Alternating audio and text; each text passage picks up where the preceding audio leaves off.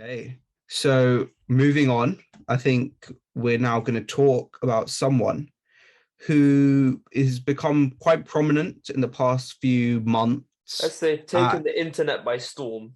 taken the internet by storm. I believed more Googled than the most Googled man last year, or that was according to him, or not last year, last month. And his name is Andrew Tate. So before I we explain who Andrew Tate is, Dylan, what are your opinions on Andrew Tate? Okay, Andrew Tate, Andrew Tate is a very controversial person. That's my main opinion. He's a very controversial person. Now, I think it's better to give context before we give opinions. I can't Oh lie. yeah, We should give that context makes first. much more sense. Let's give context first, just because it's probably easier to give a full picture. And that's something I really want to touch upon later on in the podcast, giving the full picture and the full story. So, Andrew, let's explain who Andrew Tate is and his rise to fame in the last few months, because he really came on radars after Big Brother in 2016 when he was kicked off. Now, Okay, he has grown very successful, to be fair to him. He's a very successful man because he's launched a webcam business and he has made a lot of money off that. He's also done a few dealings with certain people, which have allowed him to create more cash flow income. And another way of his money is through his Hustlers University. Now, Andrew, do you want to explain what Hustlers University actually is?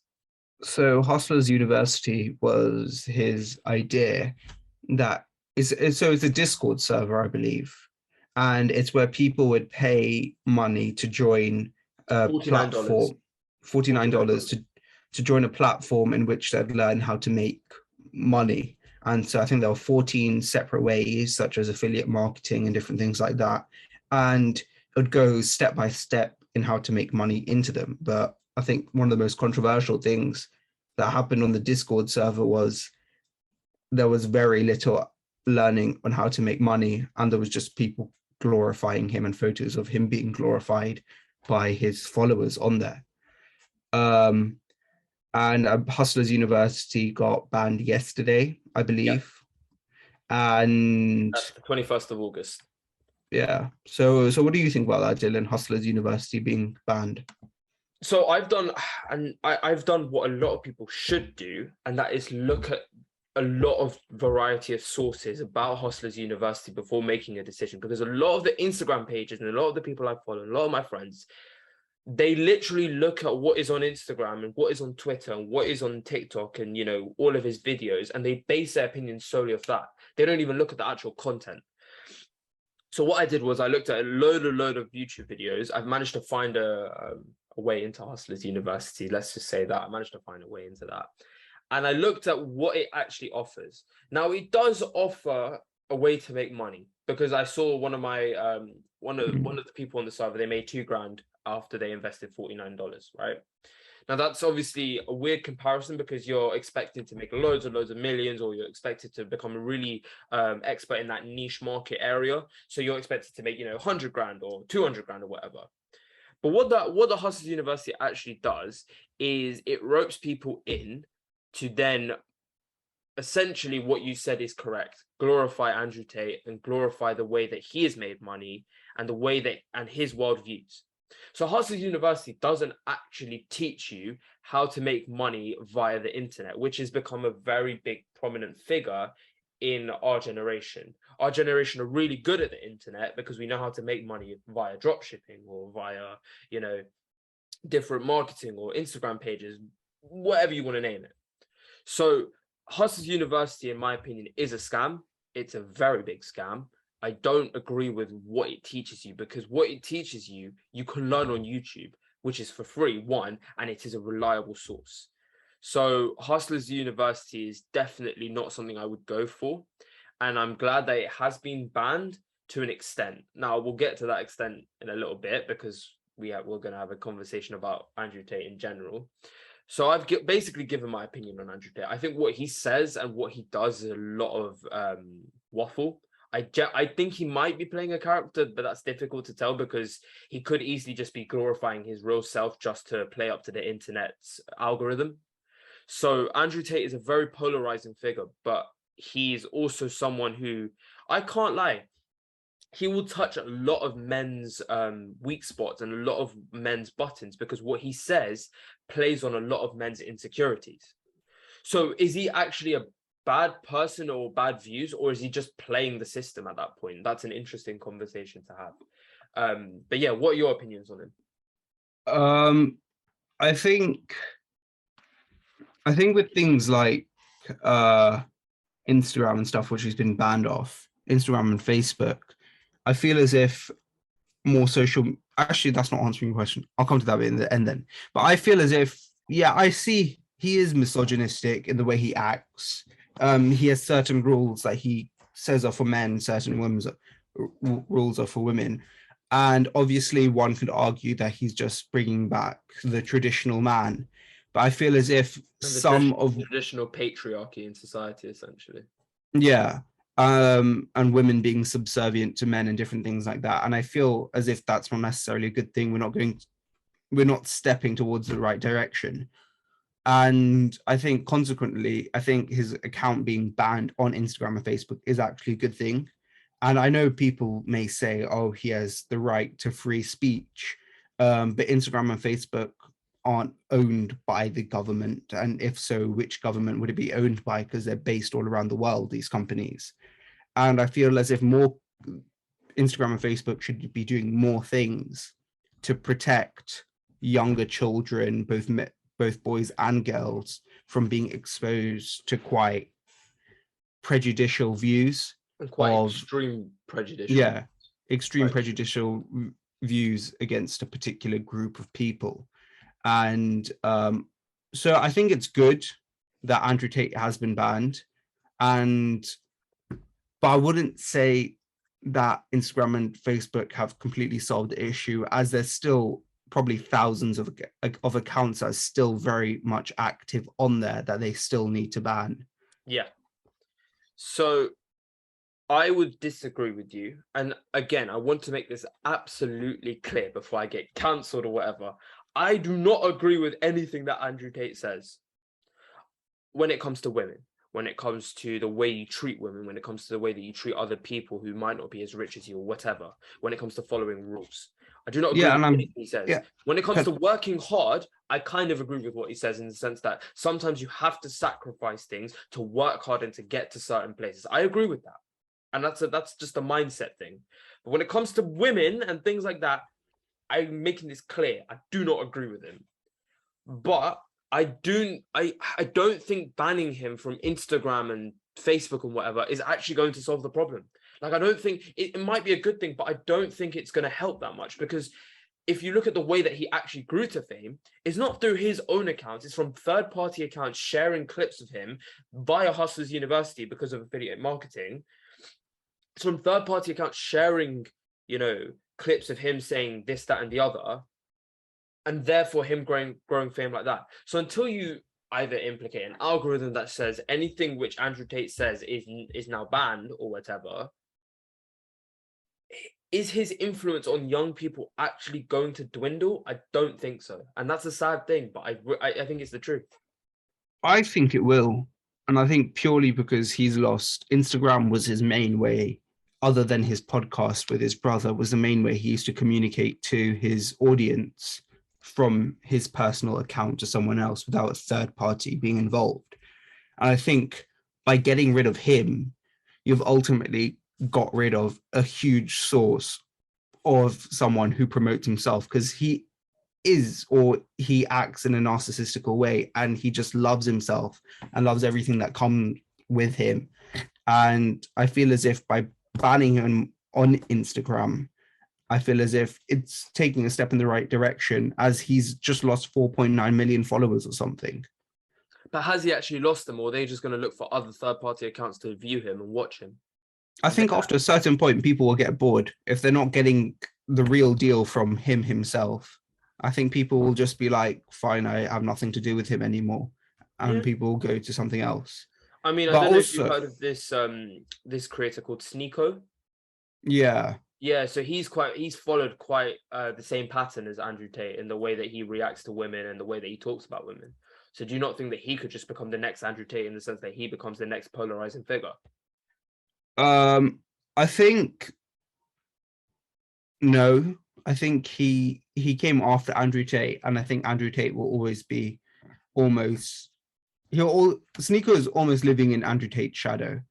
And I think I don't think he will take over Andrew Tate, especially in terms of fame and stuff. Because if he does, he'll get banned again, just like Andrew Tate has. But I think in order to get banned, you need a huge following that's against you.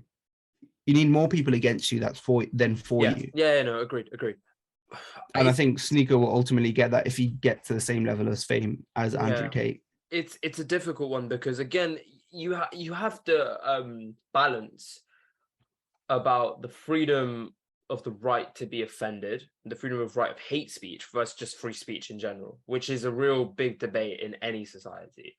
And while I think anyone has the right to say what they want because that's free speech at the end of the day, it has to be done in a manner where you're not respectful of other people, but like if you know you're going to be impacting kids who are 12, 13, and that is the age where you're the most impressionable to information and susceptibility, you have to have that some level of moral decency to do that. And if you don't have that, then you should be banned, which is why I do agree to an extent with Andrew Tate being banned. I just don't think it's going to solve the problem, unfortunately. I just don't think it will. And maybe that's being a bit pessimistic or a bit, just a bit down on that. And I think it is a win that he's been banned. But realistically, is it going to do much in the long term? I just don't know. I don't know. And I'm not hopeful that it will, which is unfortunate for society because he, as you said in the intro of him, he has been one of the most searched figures in the last month. And the fact that a lot of men are looking to him because they play on, he plays on the insecurities of, you're not a man if you don't work hard. You're not a man if you don't treat women like this. You're not a man if you do this. If you're by 21, you should have a six-pack or whatever. Like, he really plays on those insecurities and therefore will discourage men from being equal of women or discourage men from, or will encourage men to, really do these type of things and these type of deeds. Yeah. Will that change? I don't know. Will that change? I don't know. I don't know. But I just wanted to quickly raise a point that you said earlier. And that was you partially agree with him, I think, in the way he believes you should work hard. Yes. I would disagree with that purely because whenever I've listened or seen clips of him, I think he only looks at working hard as earning money. He thinks that should be your only thing that you should strive towards, and that's money. But I think success should be defined in lots of different ways. And I think teachers, like your school teachers, are a great example of this. And that is that some of the teachers that we're with are incredibly smart, like geniuses in their own right, but they've chosen to become a teacher because they don't see success as being a multimillionaire or something. They believe that success is just teaching students and giving them their knowledge, if that makes sense. So yeah. I mean, the reason no. So I don't think you probably understood what I meant when I said I agree with his views on working hard. I agree with his mentality when it comes to you should work hard, in the sense that he is a firm believer of working hard and sacrificing things to make sure that you get to the point that you want to be. In the sense that he wanted to be a millionaire, he wanted to be this top G character or whatever, and he worked really hard to get there. How he did that, that's a whole nother debate, and I don't agree with a lot of things he's actually done. But his mindset of working hard, and you know what, sometimes you have to sacrifice certain things to work hard. I do agree with that, because I think the only place to get to the place where you want to be, you're gonna have to work hard. And if that means sacrificing a few other things, then you have to make that decision. Now, I don't agree with anything that he's actually done, but that mindset I find is very prevalent. Yeah. So I don't actually agree with the sense that, to be super successful and to be super happy, you have to be a multi-millionaire or whatever. I think that's what some people might want. Like, for example, I do want to have that, because I think it allows for a lot of other opportunities and different things that I can do. But not everyone wants that. So therefore, you got to find out, what does success mean to you? What does happiness mean to you? what does that actually mean that you need to achieve, or what does that mean you need to attain? How do you get there? Working hard. That's what I sort of mean by the sense that I agree with his views on working hard. Yeah. Okay. That makes sense then. Yeah. I don't agree with him Yeah. in most respects, but his mindset of working hard, I agree with. His mindset on any other topic, no, I don't agree with that at all. But like, it's fine. Okay. Perfect. Cool. So that is our opinions on Andrew Tate. And if you had to sum up, what do you think we should be doing more to stop this type of patriarchy coming back into society? What would you say? I think in order to stop it, I think there needs to be education surrounding most young people. So I think there needs to be a figure, which there are multiple, who promote equality on a much more personable level to younger students and people, both boys and girls. But I think they need to be more prevalent. They need to be more prominent, and they need to be seen much more, because Andrew Tate became the most Google man in a month, or in a few months of his podcast success with his brother, and he just blew up on TikTok. But you don't really see the same thing happening to people who promote equality and promote different things like that. So I think you just need a more down-to-earth person who promotes it. And there are down-to-earth people who promote it, but I guess it's just about getting creative with how you promote it. Yeah. No, I agree with that, to be fair. I do agree with that. I think also just more conversations need to be had. And again, it's going to sound like I'm sucking up to him, but I don't. It's just I really think what he's doing is inspiring and actually genuinely making a difference. What Bartlett does, Stephen Bartlett, what he does is he has conversations.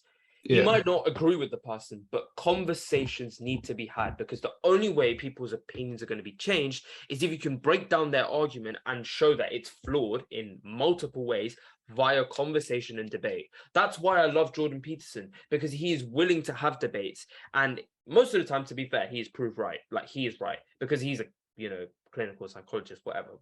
But like, he's willing to have conversation and debates.